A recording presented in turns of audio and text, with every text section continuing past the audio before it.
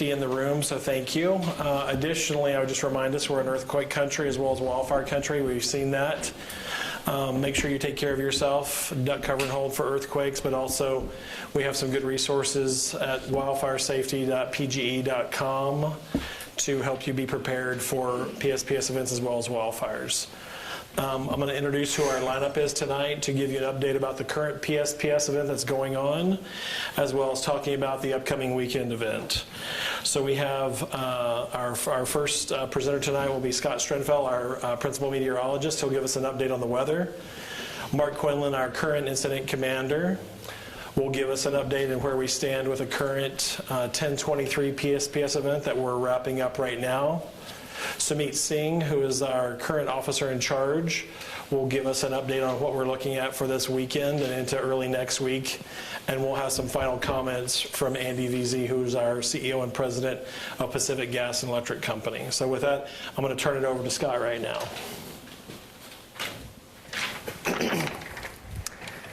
All right, thank you, Keith. Thank you.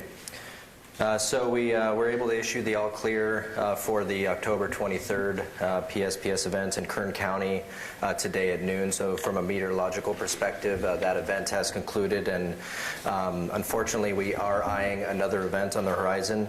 We do remain stuck in a what we call an atmospheric blocking pattern that does produce offshore winds. Unfortunately, we do not see any rain in the forecast for the next 7 to 10 days. And believe you me, I'd much rather be forecasting rain and snow at this point in time, but unfortunately it is another forecast with offshore winds. I am starting to sound like a broken record, but weather forecast models do show another offshore wind event, another strong Diablo wind event on the horizon. Will develop over Northern California starting tomorrow night, Saturday night through Sunday, and will be lingering into Monday. This will not be an event that we've seen in recent memory, however. Forecast models continue to suggest that this will be the strongest event of the year. And if models are right, stronger than the October 8th and 9th, 2017 fire event, and possibly the strongest of the last several years, unfortunately. Again, when does the event start? Red flag warnings are now posted across most of Northern California. They start to go into effect starting tomorrow morning at 11 a.m. in the Sacramento Valley, Lake County, and then they'll start to go into effect for Central and Northern Sierra Nevada and 8 p.m. around the Bay Area. These red flag warnings are expected to continue through Sunday and are expected to taper off and go off the board, expire on Monday morning. The National Weather Service Monterey office, and I'm showing a image right here over my right shoulder of one of their red flag warnings and some of the language that they've included in their red flag warning. And I quote from this graphic that they have, that they say this will be a long duration and potentially extreme historic event across the North Bay. The National Weather Service is also forecasting gusts for many areas in elevated terrain, 45 to 60 miles per hour with this event. Again, these are dry offshore winds gusting to 45 to 60 miles per hour, so a dangerous situation. And we are, and National Weather Service is forecasting peak gusts from 65 to 80 miles per hour in some of the more exposed and elevated terrain throughout our territory. Northern Operations Predictive Services, the other federal forecast agency that we closely coordinate with on any high-risk wind event, is also looking at a high-risk event. They're forecasting this event to potentially exceed the 99th percentile, said another way, an extreme event. PG&E's meteorological and data science teams continue to study the event as granular as we can, and the map that is shown over my right shoulder encapsulates over 5 billion data points that we've been able to model over the last 30 years at granular resolution in our territory. And with forecasts, we're able to put the wind speeds in localized areas in historical perspective. And what I'm showing you on the right, and I'm going to walk over here because I have a screen now and I'm a meteorologist and I love to point these things out, is that On the event, we are expecting some values to reach values that kind of max our database out. So these yellows and greens that you see on this map here indicate that we're expecting to see winds in those areas pretty much at the top of our historical records that go back 30 years. And that's the unfortunate nature of the event that's on the horizon. PG&E Meteorology and our data science team will continue to staff the Emergency Operations Center 24 hours a day moving forward through this event. Leading up to and moving forward, and we will be monitoring as we get closer to the event weather stations in real time. We have more than 600 weather stations that are owned and operated by PG&E and several hundred other weather stations that we rely on from the National Weather Service and remote automated weather station networks that we can leverage as we go into the event to determine if the event is materializing as we were forecasting. Again, I'll stress that this is a serious situation that is in front of us. Fuels are very dry after the event that we just went through, and this will be a strong offshore and dry wind event, so we absolutely must be prepared for it. So with that, I'll stop there and turn it back over to you. So Scott, what's an equivalency of the type of humidities we might be looking at? What would be a general correlation to that? Yeah, great question. So the relative humidities in this event, and I didn't mention them, but they will be what we call bone dry, to use a colloquialism. But essentially, we're looking at relative humidities from 5 to 15% develop in this event. And to put it in kind of perspective, that's typical humidities that you would get more in the desert regions around the world. And so you can imagine kind of very dry air moving into California through this event, which is kind of exacerbating the fire risk. Good, thank you. Appreciate it. Mark.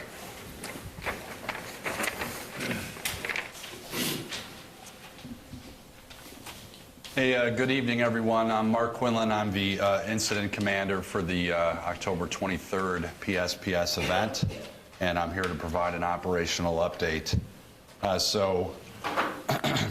of about 5 p.m. this evening, or 1700 hours, we've restored essentially all of the customers that were impacted by this event. That's roughly 179,000 customers.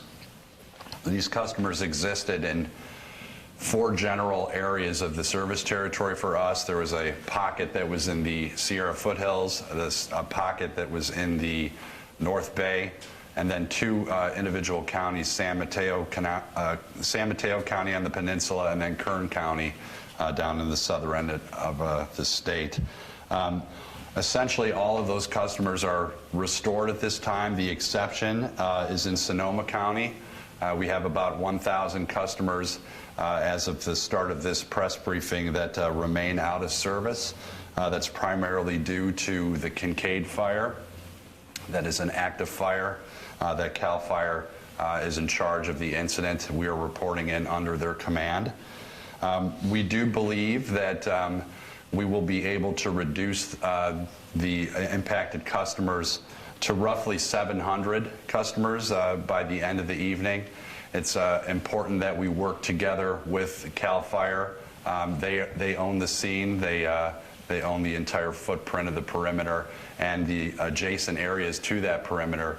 And we want to stay out of their way and support them wherever we can. And while they fight the fire, in addition to that, we want to look for opportunities where we could restore service. So from a numbers perspective, we had 6,000 on-the-ground resources and 42 helicopters that supported that restoration effort.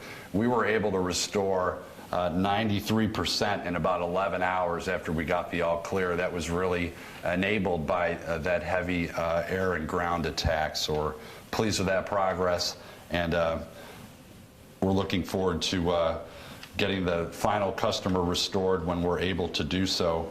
In terms of damage findings, we've reported 9 reports of damage have come in and have been confirmed by our field crews. Several more damage cases have been submitted, and they're in the process of being reviewed. Most of these are tree-related events or debris, things that are making contacts of our with our lines.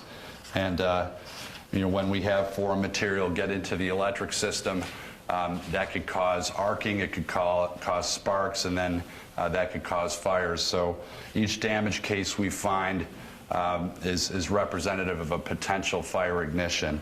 And so that's really the foundation of the public safety power shutoff plan, is to remove that threat. So with that, we are tied in, as I said, with CAL FIRE. We do appreciate the efforts of the first responders out there to keep the community safe. We're supporting them to keep them safe from energized equipment and some of our gas system as well. And we look forward to working with them to obtain full containment on that event. So with that, I will turn it over to Sumit Singh.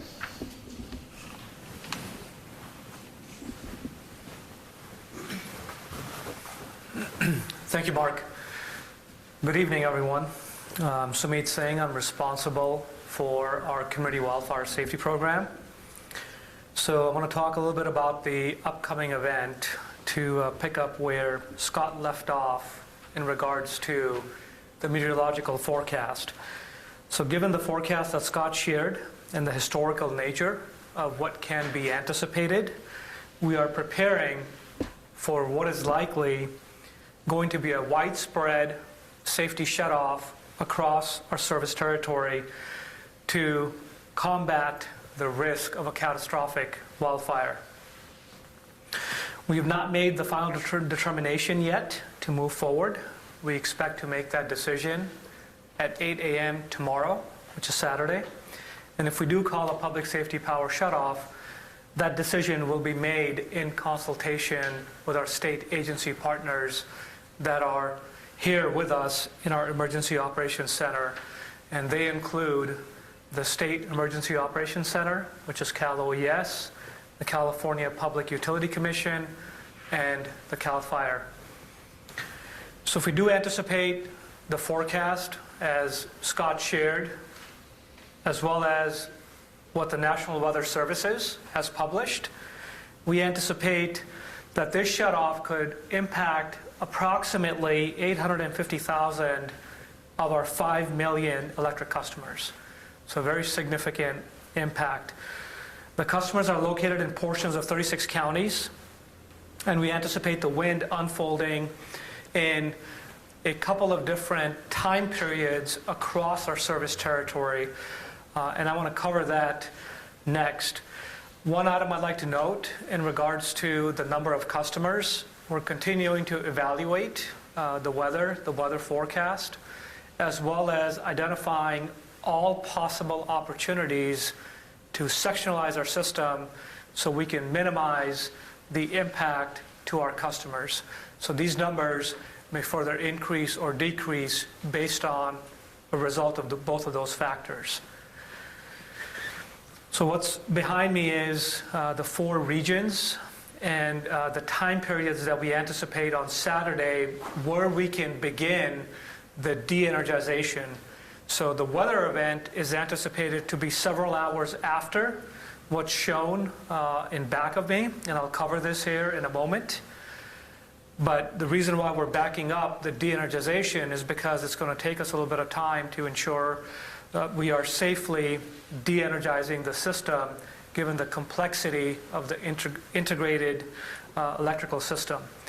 So in the northern Sierra foothills, which includes 13 counties, we anticipate, if the weather currently holds, as Scott discussed, beginning the de-energization around 3 p.m. We would next move to the North Bay and the Mendocino area, where we would anticipate the de-energization of 8 counties or portions of 8 counties around 5 p.m. on Saturday. The third area being the Bay Area, the coast, and the southern portion of the Sierra foothills. We would anticipate initiating the de-energization at 7 p.m. on Saturday. So that's the sequence of steps as we currently forecast it on Saturday. And then lastly, we do forecast a reverse Santa Ana type of a weather phenomenon that we've continued to see during this month in Kern County, but we anticipate that to occur on Sunday at 11 a.m. And that, as I stated, our goal here is to continue to ensure that we're minimizing the impact to our customers through sectionalization, as well as minimizing the impact from a duration perspective. So the times here are subject to change. We continue to monitor the weather forecast.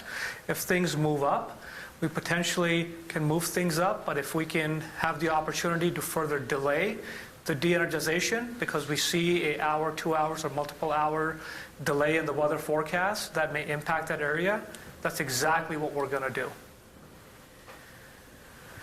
We are asking our customers to prepare for outages of 48 hours or longer, given the potential duration that's currently being forecasted for this event. At the moment, we are forecasting that the weather is going to subside Monday afternoon from our service territory. That's the best forecast we have at the moment. We anticipate that as we get closer to Monday, we'll have better line of sight into what that exact timing looks like by our geographic footprint. In regards to customer notifications, we began our 48-hour customer notification starting yesterday via phone, email, and text message. We're also initiating our 24-hour customer notification today, and we'll do another notification 4 hours before a shutoff. Now, one thing I want to clarify is if you do live in one of the counties that have been listed that we've showed here, but did not receive a notification from us, then you are not currently in an area where we anticipate that that power could be turned off. And again, that's the best information we have at the moment, and as that weather changes, we will provide that update. So if you've provided your contact information and did not receive a direct notification from PG&E, you're not part of the shutoff at this specific point in time. Some of the additional things that we're doing in regards to coordination, we're working very closely with our state, county, local, and tribal agencies for preparations. We are continuing our twice-a-day state agency calls with the entities that I discussed, and 3 times a day discussions with our potential impacted counties. We've also assigned dedicated points of contact to each of the impacted counties so that we can provide and be responsive to all of their needs and supportive to the best of our capacity. We are also working with some of the key critical facilities, similar to what we did during the October 9th event. Some of these include transportation agencies such as BART, Caldecott Tunnel, Tom Lantos Tunnel, to ensure we're working with those respective entities and providing temporary and backup generation where we can, so we minimize the disruption to the communities to the extent possible. We also have 28 locations that have been confirmed in regards to the customer resource centers. And our goal is to ensure we have at least one customer resource center in every impacted county.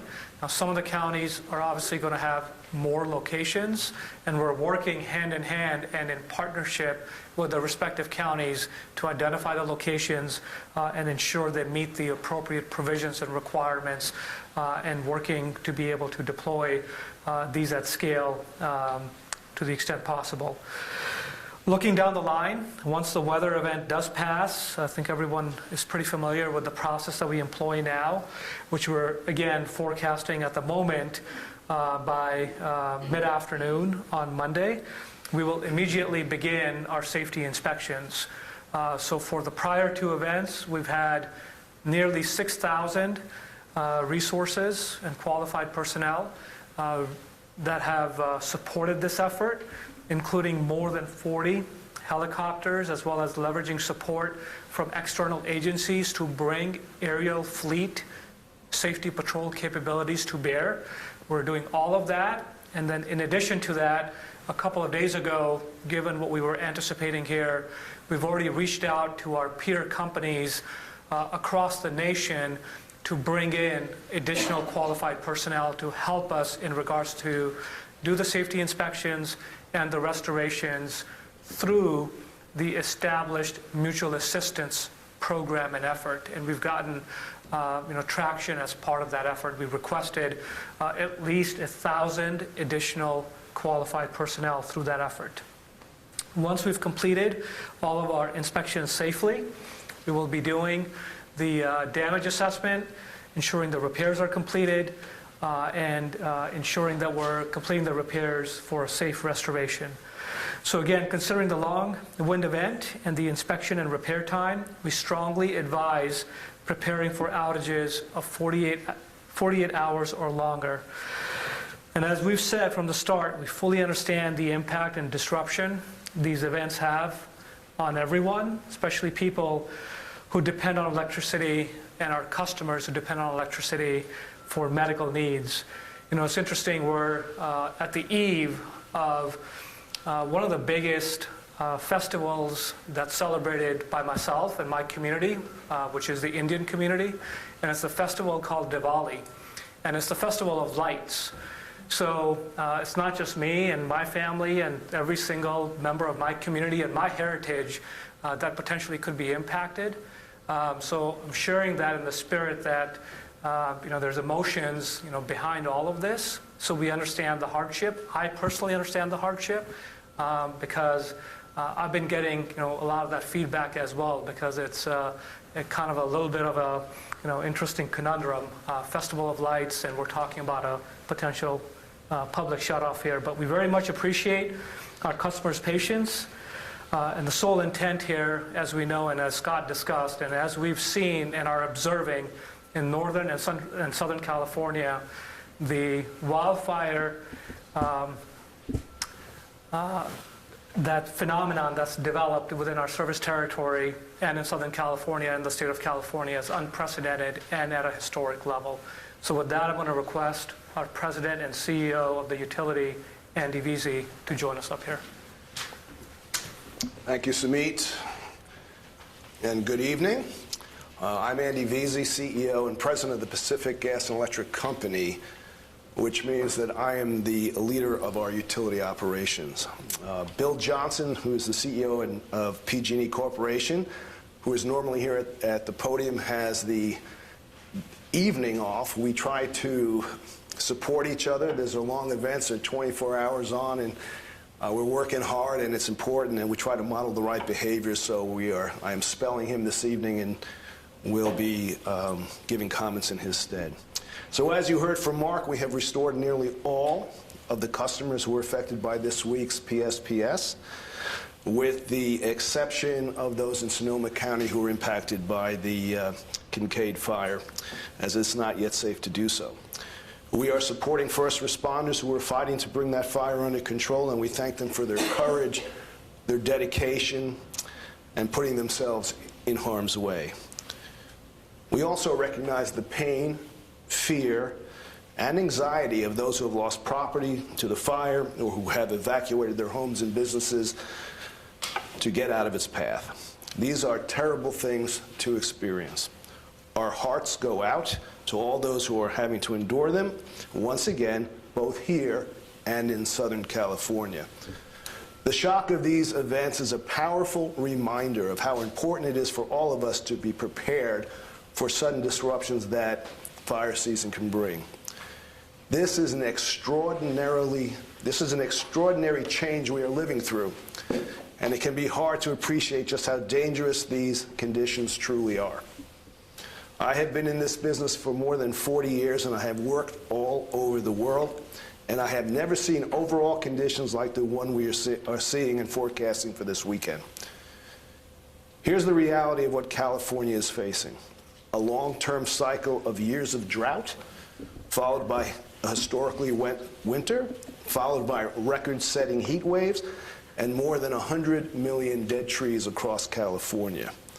All of this has created an exponential increase in the wildfire risk across our vast state. When you add in the extreme weather that Scott described, the bone-dry air that sucks the moisture from the landscape, extremely strong winds, 60 to 70 miles per hour rushing down hills into the valleys, these places we all love have effectively become tinderboxes. Any spark from any source can lead to catastrophic results. We do not want to be one of those sources. That's why public safety power shutoffs have become so frequent. It's also why they're becoming so widespread and affecting so many people throughout the state. We are all in this together. We must adapt together, and we must find solutions together. We agree with the governor and others that there will need to be a policy discussion at the state level. There will be a time and a place for that, and we will be glad to be part of it. But right now, we need to focus all of our efforts on getting through this next extreme weather event coming our way. We need to do that safely, and we need to do it together as Californians. In terms of this next potential shutoff, we first alerted customers last night about 48 hours in advance. We are doing so again now 24 hours in advance. If you receive notification from us about the next potential shutoff, we strongly encourage you to begin preparing for that extended outage. Take time to prepare yourself and your families and your friends while we have this short pause between the last event and the one ahead. Be sure you have a plan. We have resources at our website, pg&e.com, to help you with that. If you have not yet signed up for automated advance notifications of the PSPS, please take this opportunity to do so as well. Charge any devices that you might need, have water and non-perishable foods at your disposal, and if you have special medical needs, please be sure to have access to support and resources if and when PG&E power is not available. As Bill Johnson has said, none of us wants to live without power. We know it's a hardship on everyone, on our families, on kids, on seniors, on businesses, and on our overall way of life. But at this moment, it is part of our lives here in California and part of keeping ourselves safe in these extraordinary circumstances. Before I close, I know there are a lot of questions about what happened with our transmission tower in the area of the Kincaid fire, so let me address that. As for potential causation, we have no further information at this time beyond what we provided in yesterday's electric incident report. But I will reiterate that no matter what the cause, we are saddened by the loss of property in this fire. Our thoughts are with all those who have evacuated, and again, we thank the first responders on the scene for their enormous efforts to contain this wildfire. With that, let me turn to your questions, and I'll invite Sumit and Mark up. Come back up. Scott? So again, just a reminder, we have a dial-in line. We have mics in the room, so we want to be able to hear the question on the phone line. So anybody have questions for us? Hi, Shwanika Narayan with the San Francisco Chronicle. Of the 1,000 customers that are still without power in Sonoma, how many of them are expected to have power restored before the second shutoffs go into place? It's a good question. Right now, we don't know because we are under the direction of CAL FIRE in terms of having access to the scene. I can tell you that from a public safety power shutoff perspective, we're in an all-clear state, and we've restored everybody that we can. Now it's just a matter of coordinating with CAL FIRE, and when they give us access to the scene, we can go in there and get people back in lights. Got it. In terms of just the causations, you have no other information about what caused the fires or anything else that you would like to provide an update on? We don't have any additional information in terms of causation. Okay. Those investigations are ongoing, and we're going to support them fully. But what I will say going forward, that when we experience something like we experienced with the operation of a transmission tower, the question has come up, why wasn't that de-energized? We talked to the protocol, we talked to the higher standard that bulk transmission is designed to, and according to the integrity of the protection schemes and relays. what we have done is we've taken information based on the event that we saw, revisited and tested our protocols against them, and as a result, we have looked to do much more refined analysis of wind speeds given the topography that those assets may find themselves in. Meaning that a lot of the weather data that we have is at relatively high levels in the atmosphere, and we predict those wind speeds. What we also recognize is some of these assets may be seeing stronger winds based on the topography where they are. So we're trying to get a better view as to how we translate our meteorological data into the impacts on those kind of assets. So the one thing I can say as a result of what happened yesterday is we had revisited and adjusted some of our standards and protocols determining when we will de-energize high voltage transmission lines. Okay, and if PG&E is found to be a cause of the fires, where does this leave the company? Well, what I would want to speculate, and I will not engage in a hypothetical, but what I will say is that there will be time to take a full look at this event. Right now, as the head of the utility and working with these gentlemen behind me, we are focused on this event ahead, and we can have that conversation when we get out of wildfire season. Okay, one more last thing. Sure.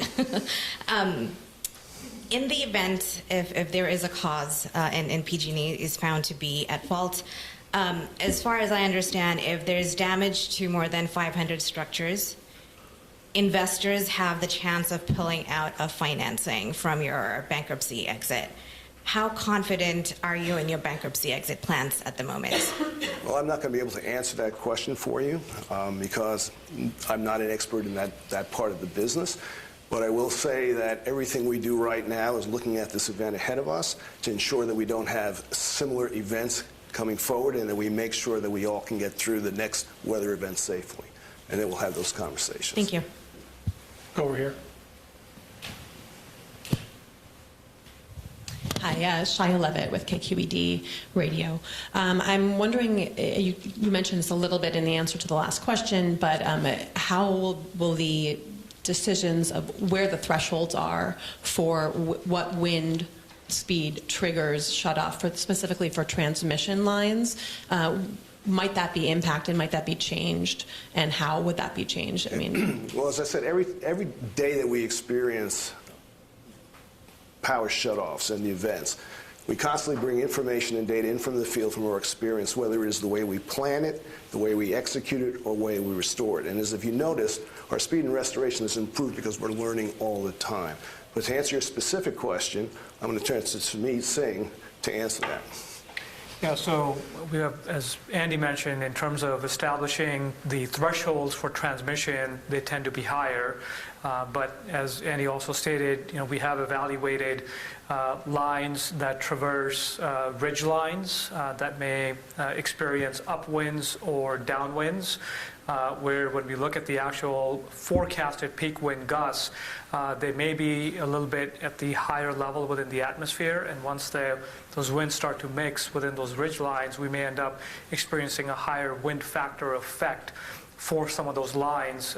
So in those specific instances, we are including potentially some of those types of lines as part of the 1026 event.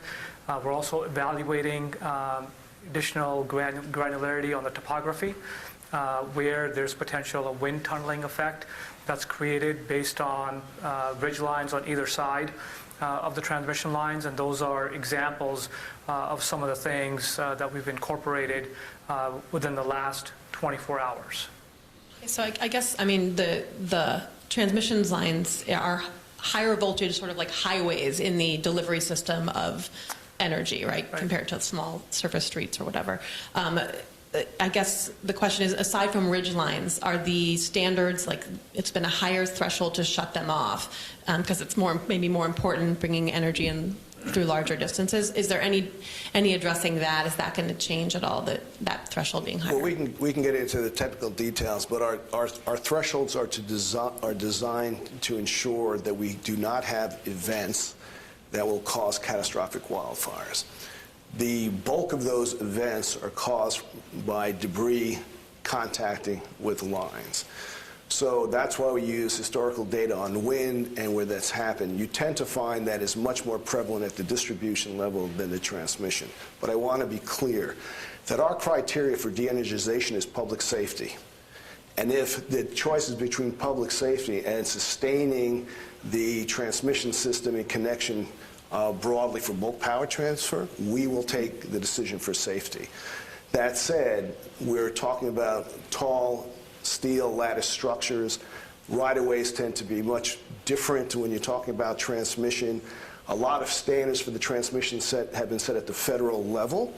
But if we ever believe, and our protocol is designed to ensure that should we have a high probability of impact because of wind speeds, based on historical data with vegetation or other debris, we will de-energize.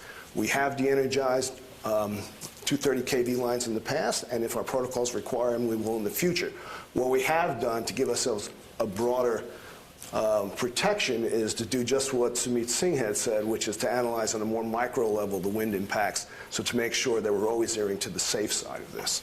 And then last question, if more transmission, if there's new thresholds that lead to more transmission lines being shut off at lower thresholds, what will the impact be in the power shutoffs? I can talk at a high level, and then I'll offer to Sumit or Mark to give more detail. The challenge that you have is you correctly pointed out that the highest transmission voltages are part of a network for power broadly. Once we take a decision to take high-level voltage transmission out, it does raise issues of system stability and other requirements to secure that lights stay on broadly in the interconnected system. In order to maintain system stability, we have to make sure that if we take certain lines out, that we compensate and take load off the system as well. And load off the system translates into more customers off, right? That's the major impact. And as we've said before, when it comes to de-energization, we will always err to public safety, but the impacts are more significant. Not in all cases, but in certain cases, depending on the particular transmission element that's taken out of service. I think Janet has one in the back over here.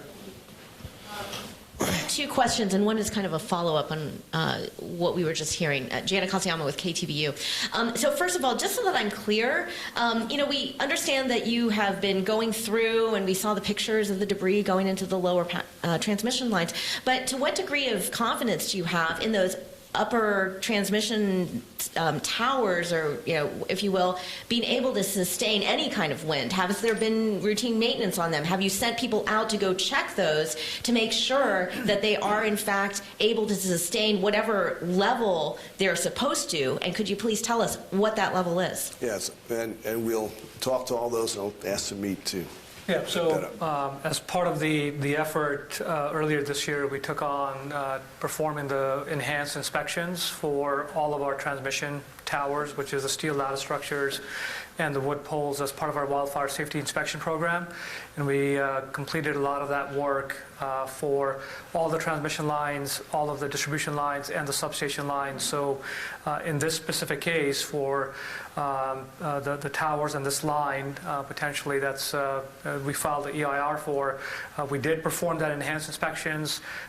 This included climbing inspections, so it included qualified personnel that climbed each of the respective towers that were in the high fire threat districts, looked at each of the respective components, the condition of those components, captured photographic evidence in regards to the condition of the equipment, and then in addition to that, we also completed a drone inspection. So we actually had drones that we brought in to be able to capture high resolution imagery to be able to identify different angles that we're not able to capture as part of the climbing inspection itself. And then we had individuals in the back office, qualified engineers, linemen, to be able to review the condition of the components based on the high resolution imagery that was captured through drones to identify if any correctives were needed.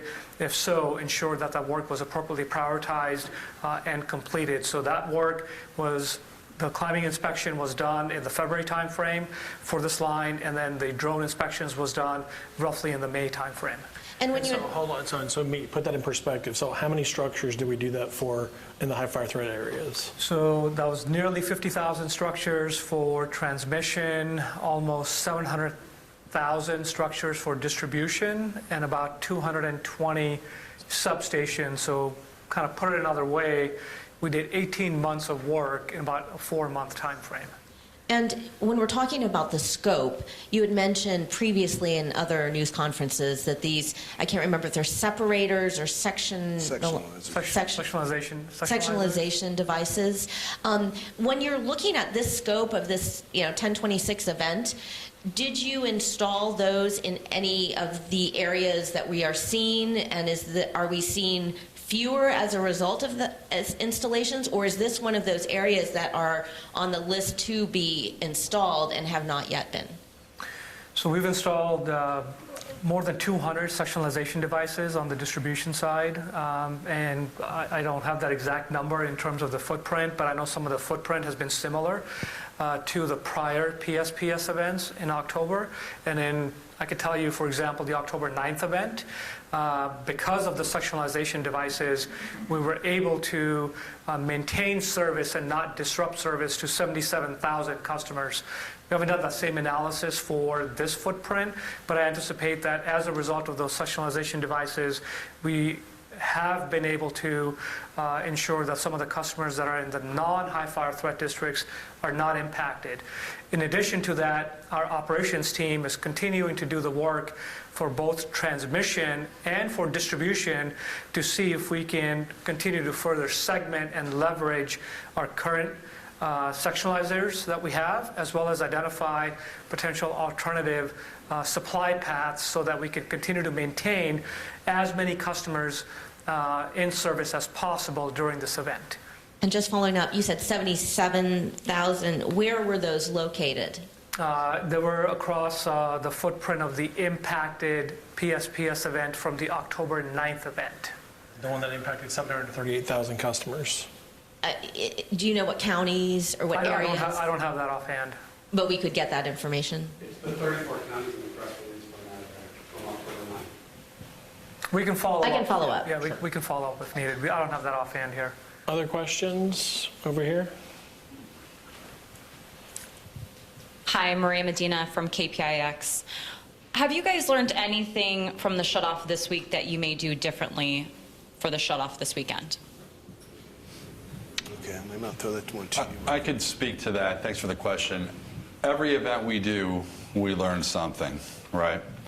I learned the value of sectionalization and very close monitoring of the meteorological forecast, the weather forecast, and the ability to have people in position in advance of the weather coming and being able to adjust the timing in which we de-energize and the timing in which we re-energize.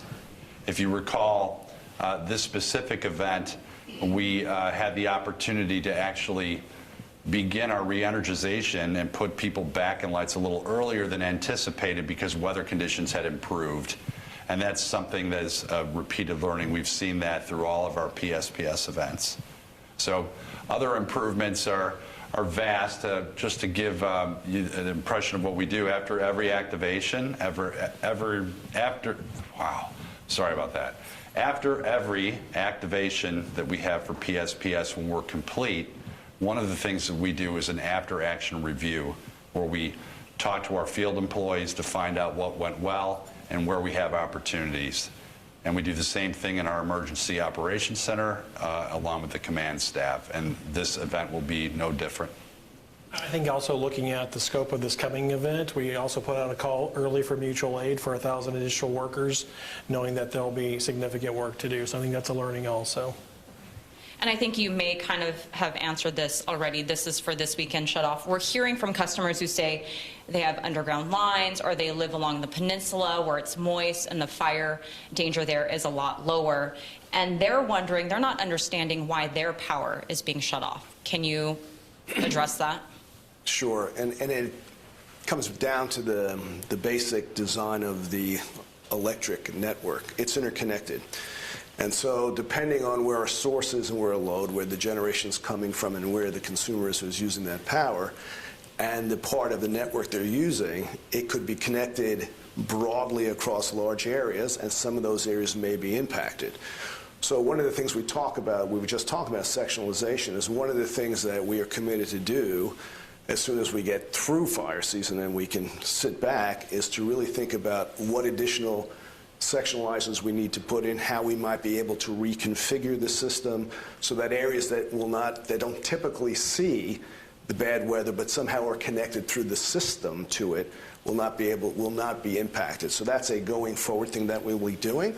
But it all comes down to, if you think about the things that we're putting forward, recognizing that continuing to do public power safety shutoffs is not where we want to be. And our program has the following components. It's the enhanced veg management that we're already committed to. It's the hardening of our system to be more robust against the debris and other things that impact our system. It's looking at distributed generation sources. Right now we are on an as-needed basis looking to put generation in where it's critical, but where should it be on a more long-standing basis to give us more flexibility with our system? It's the increasing sectionalization so we can reconfigure, and it's what we're calling creating these resilience zones, or actually moving with more microgrids. So all these things are part of the longer range program, so it will allow us over time to continually limit the scope and the need for these type of opportunities. But it does take time, and while we're moving forward, we will be enhancing our ability to move forward with all these things, so as we go forward, that the need to call these type of events and how the impact of these events will be more limited. Last question. Do you have a clearer picture today on why PG&E crews didn't patrol the area of the failed transmission line until the next morning after being made aware of it the night before? Yeah, I know this question was answered yesterday. So we had a relay operation, right? So you have protective schemes, so when something goes wrong on the system, it fundamentally opens up, right? So that if you have a fault, it doesn't cause damage to the equipment.